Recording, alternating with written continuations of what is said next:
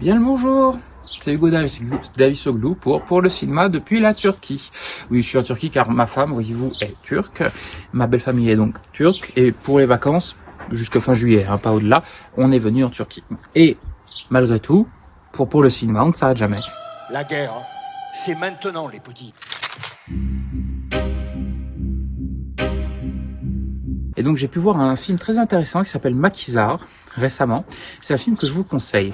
En fait, Maquisard, on suit de façon très immersive un groupe amateur de théâtre, mais qui en fait, ils ne sont pas acteurs. C'est un metteur en scène qui prend des jeunes en réinsertion, qui se met en tête de leur faire jouer une adaptation au théâtre, l'adaptation d'un texte d'un résistant qui écrivait au jour le jour sa résistance en 1944 dans le Var, depuis février 1944 jusqu'au débarquement des Alliés en Provence. Et en fait, on suit ce groupe. Leur aventure a été filmée au jour le jour. Donc déjà, il y a le processus fait écho à l'œuvre qui est adaptée au théâtre. C'est-à-dire que le résistant adaptait au jour le jour, le résistant écrivait au jour le jour sur ce qu'il vivait en tant que résistant, et eux, au jour le jour, on les filme en train d'essayer d'appréhender ce métier et en train d'apprendre ce que c'est que la résistance en 1944. Et ce qui est très intéressant dans ce film, c'est qu'il y a une mise en parallèle, en fait, entre l'acte de faire un théâtre fauché, sans aide,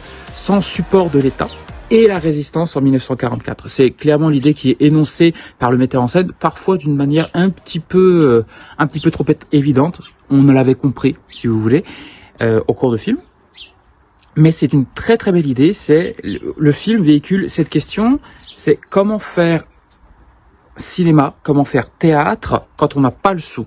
Et cette mise en parallèle est d'autant plus intéressante avec la résistance que ça dénote d'un certain état d'esprit. Faire du théâtre, faire du cinéma, même sans argent, c'est possible, mais c'est une histoire de conviction, c'est une histoire de volonté. C'est trouver la force en soi pour aller de l'avant, se dépasser, comme les résistants allaient de l'avant, se sont dépassés, étaient pris dans l'engrenage dans cet engrenage de résistance contre l'ennemi.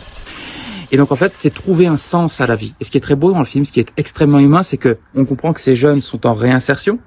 Donc ils ont commis des crimes, ils ont été en prison éventuellement, c'est ce qu'on comprend. Et au travers du théâtre, au travers de cet acte, au travers de ce défi, ils trouvent un moyen de donner peut-être un sens à la vie, à leur vie, de redonner du sens à leur vie. Et donc c'est un film qui parle de théâtre, qui parle de cinéma, qui est donc autoréflexif, mais qui parle aussi de la transmission. Tout au long du film, on comprend que l'histoire de ce résistant, qui s'appelle Gleb, j'ai oublié le nom de famille, qui est né à Odessa, c'est donc un Ukrainien qui est venu en France, qui est devenu français et qui a résisté en tant que français, pour les Français en tant que français. Et ça commence le 24 février 1944, ça ne s'invente pas, suivez mon regard. Et donc, au travers du parcours, en fait, le film transmet certaines histoires que l'on a oubliées aujourd'hui. Cette résistance dans le sud de France, qui préparait un débarquement pendant l'opération Dragoon en 1944, du débarquement des Alliés dans le sud. C'est un débarquement qui est bien moins connu aujourd'hui que le débarquement de Normandie, bien entendu, mais qui est capital. Et donc, le film est très bien, il est très bien monté. Il y a même de l'ironie et de l'humour, car comme il est tourné au jour le jour par des gens qui ne sont pas des professionnels, parfois il y a quelques saillies, quelques jaillissements spontanés de bons mots qui vous font rire. Et c'est même souligné avec la musique, une musique très militaire. Et on les voit, ces gens qui ne sont pas du tout de l'univers du théâtre, devenir petit à petit une troupe, devenir petit à petit une famille et encore une fois trouver leur place peut-être au sein de la société. Ce qui fait que de l'ensemble se dégage une véritable sensation d'humanisme, d'humanité. Transmettre une histoire, c'est transmettre une passion, c'est trouver sa voie, c'est trouver sa place au sein de la société. C'est placer l'art comme au-delà de la beauté, comme un outil pour vivre.